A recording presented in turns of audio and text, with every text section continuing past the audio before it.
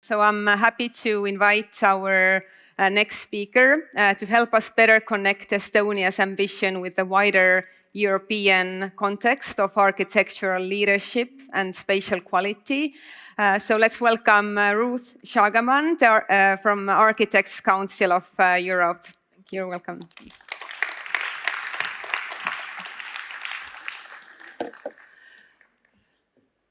Thank you. Thank you, first of all, to the Ministry of Climate for inviting me to your 8th edition of this conference. The minister already left, but it was a big honor to sit beside him. Dear Lina Wieck, dear colleagues, dear friends, standing here for the second time in Tallinn after almost 10 years, a city that has shown Europe how courage, digital innovation, and clear vision can shape a nation is an honor for me. Minister Leis mentioned very important topics: public procurement. Also, the vision of 15 years ago became a new normal, and the industrial revolution and renovation in this sense for our existing building stock. Following Lina Wieck, who has just taught us all that digitalization is not simply about new tools, it's about a new mindset. And it sets the stage for the question that will define our generation. What kind of space, physical and digital, do we want to live in by 2050? Because whether we speak about housing, about public procurement, about architecture policy, or the future of European democracy, the answer always comes back to one simple truth. We are not just building structures, we are building society. Over the past years, Europe's political landscape has shifted dramatically.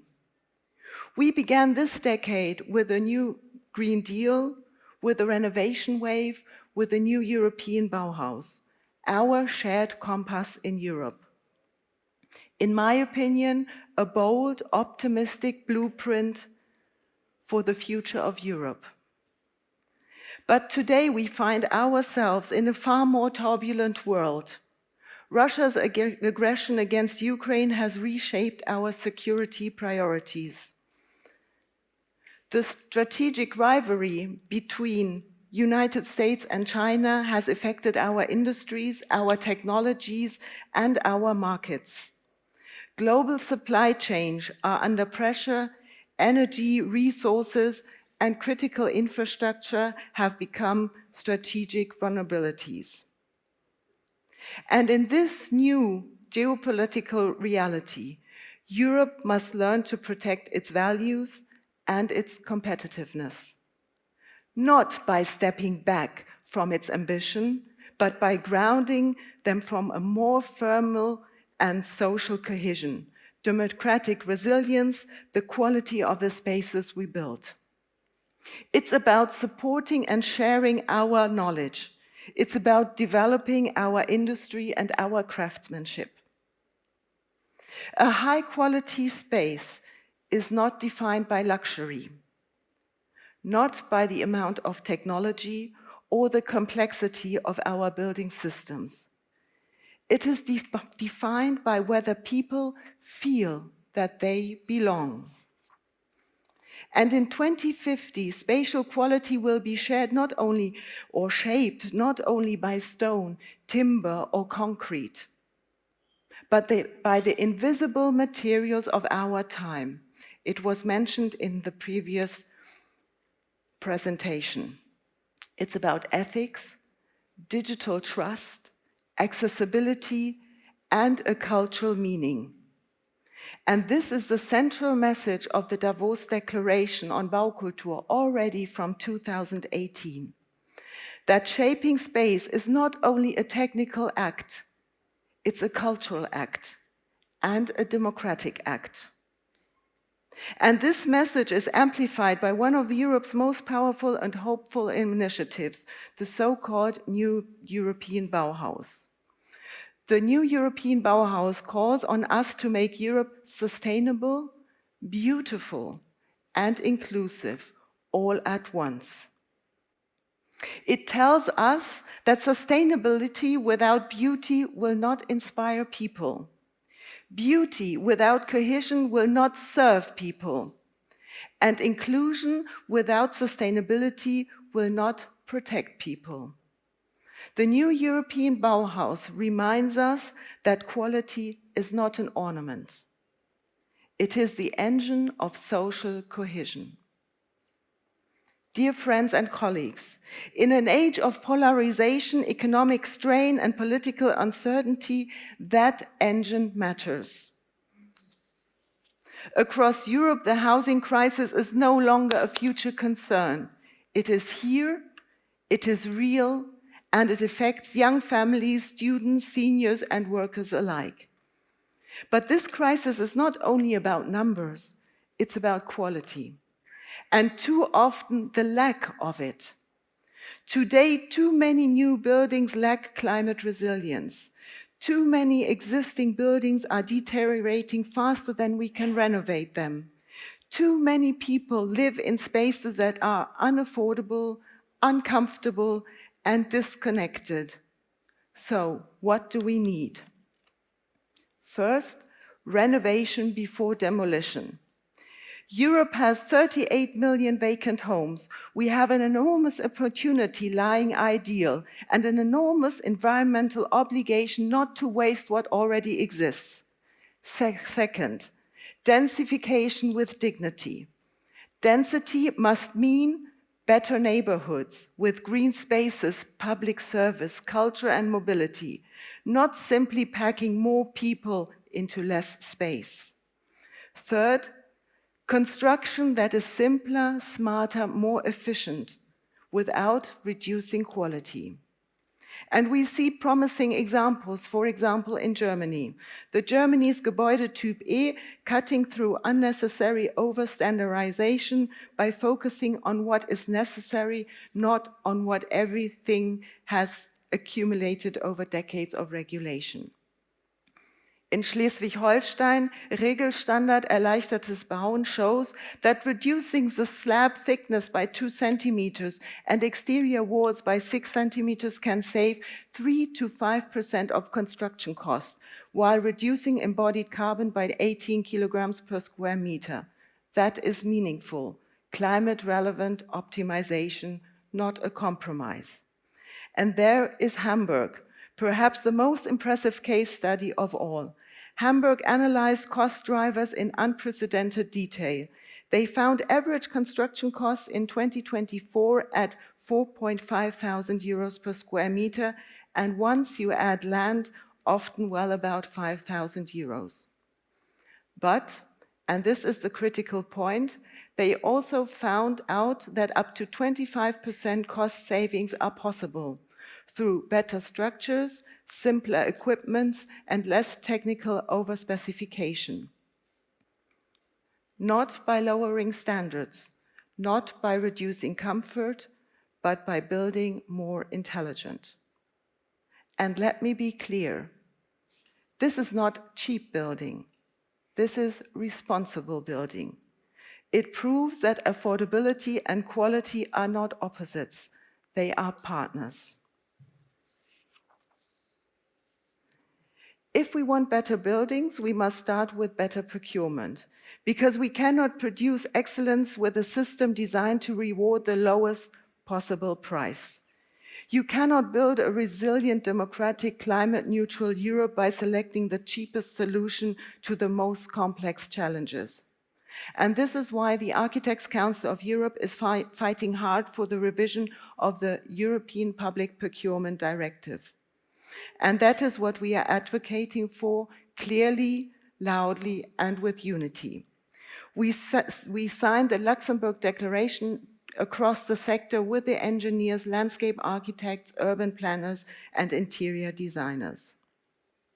And first, and the lowest price criteria for intellectual services, because it leads to poor design, short-term savings, and long-term failure.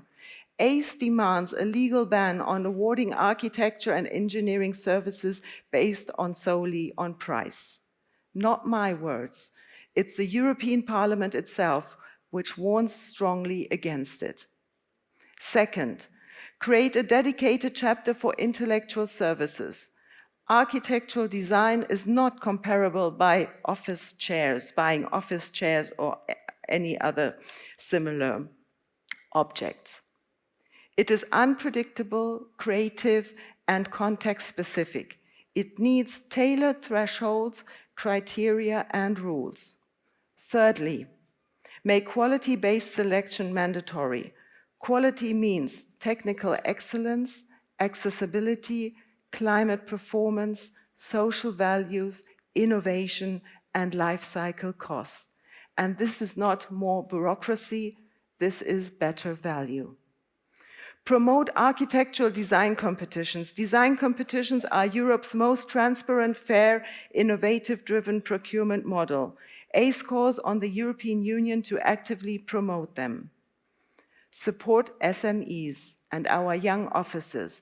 Over 98% of the offices in architecture in Europe are 1 to 4 employees sized. Europe design's culture depends on them. We need simpler requirements, lower turnover thresholds, longer reference periods, and the option to divide large contracts into lots. These reforms are not technicalities. They are the foundation only which the quality of European space will stand or fall. I have to congratulate you as Estonian people, administration, ministries, political leadership, with your leadership vision, because you decided to instate a state architect. In the European discussion, a state architect brings independence, long-term thinking, and professional judgment back into government. And yesterday I learned that you are developing a national spatial plan, which I believe is a strong foundation in that direction.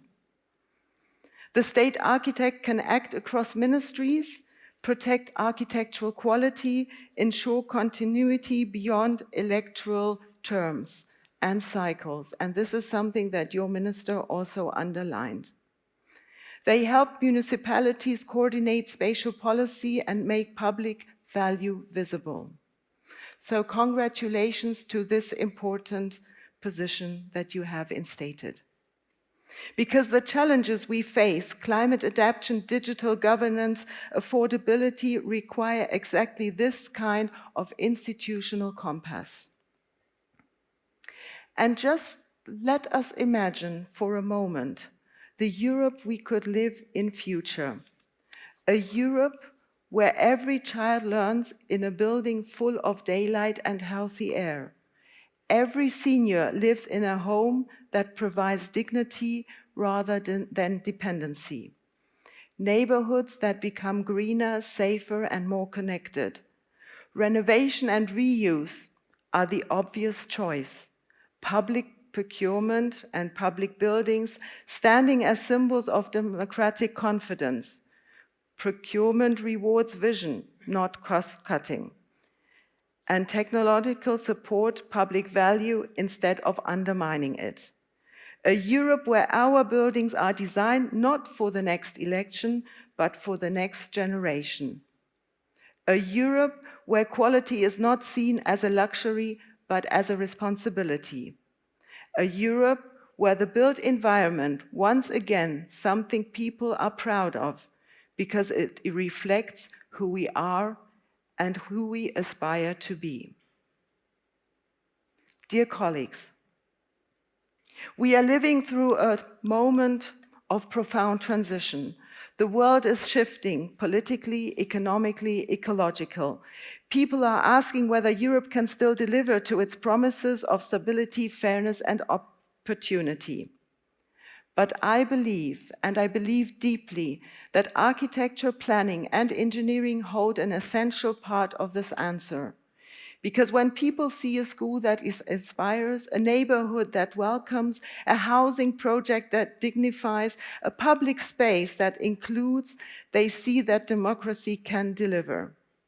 So today, let's make a promise throughout all the sector, covering the politicians, the administration, and we as a civil society. Let us promise today that we will not design down to the minimum. We will design up to the responsibility of our time. We will not build for the cheapest today. We will build for the strongest tomorrow. And we will shape Europe not as a market, but as a community. Thank you very much.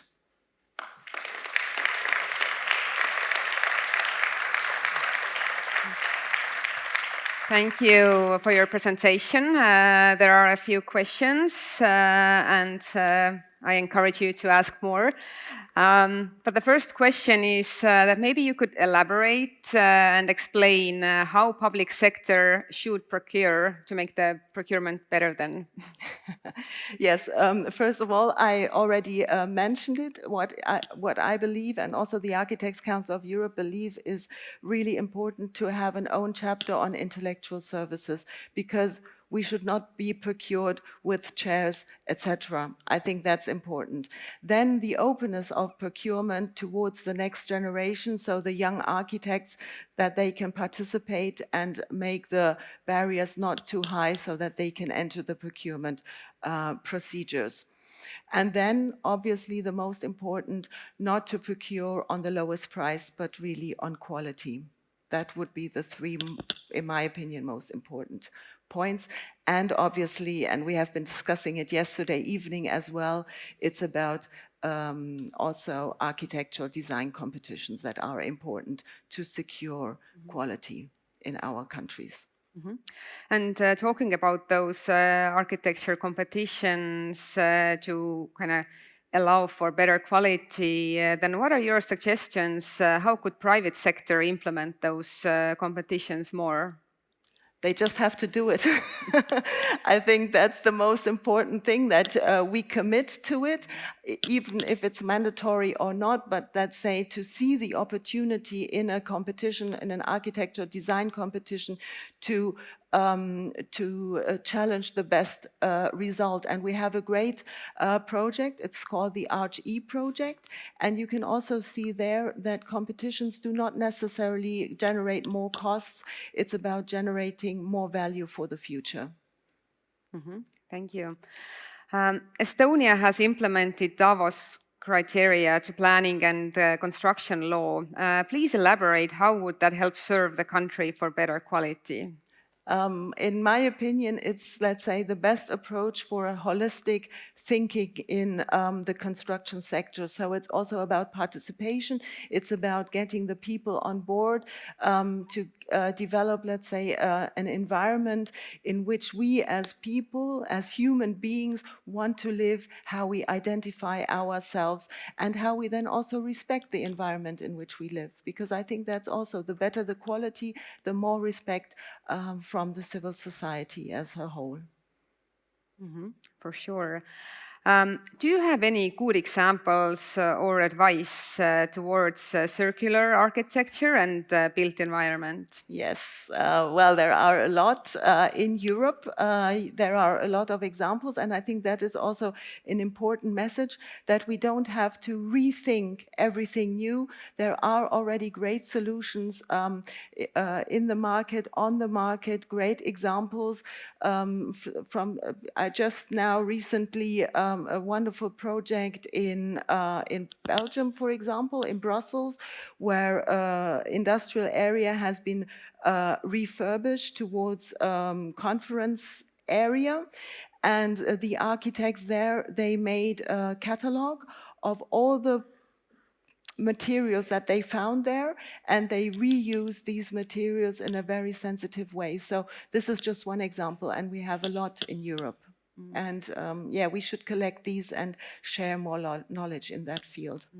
Yeah, maybe your own personal favorites, some more examples Yes. in other like cities. Yes, if we discuss about housing, one of my favorite, and it's very, I think, also popular, is La Caton-Vasal in Bordeaux, the refurbishment of a housing entity with 500 units in such a way that all inhabitants have a higher value of their living space. And yeah, I think that's a great example. Thank you. There's a question about the state architects. Do you know of any good examples of other countries who have state architects, or what's the status? I can underline that, for example, a city architect that we have in Brussels is an important role. Christian Boré has made a phenomenal work there, and him I know personally, so I would like to address him. And there has been now a reselection for the next city architect in Brussels, and I'm looking forward also to meet her. Thanks. There is one quite technical question. If thinning the walls by 6 centimeters saves 3 to 5% in production costs, will it negatively impact comfort? And if not, why have the extra centimeters remained through time? Yes, I think they have remained through time because it's like in your own apartment, you collect things, and at a certain point you really have to reevaluate what you have there and maybe bring things out again. And I would say at the end you have more comfort than before because you have a decluttered space, maybe to show it like that. And one question more. If high quality space is defined by belonging rather than luxury, how can planners and developers meaningfully measure or evaluate that sense of belonging? Yeah, I think one interesting tool is post-occupancy evaluation that, let's say, after, because in each design we have a vision what we want to create in a certain space, in a certain house, in a certain public environment. And it would be good that after it has been constructed to re-evaluate and to do the counting really. Jan Gehl does it a lot. And we have also great examples from the United Kingdom, and it's called post-occupancy evaluation to really check if the aims have reached the target. And then also, I think what is important to learn out of this process is to see, okay, what leads to success and what even not. And if not the rest have to follow the not successful path, the rest should follow the successful one. So evaluation, I believe, is an important element in this. Well, thank you so much for your thoughts and your answers. Let's give a round of applause to Ruth. Thank you. Thank you.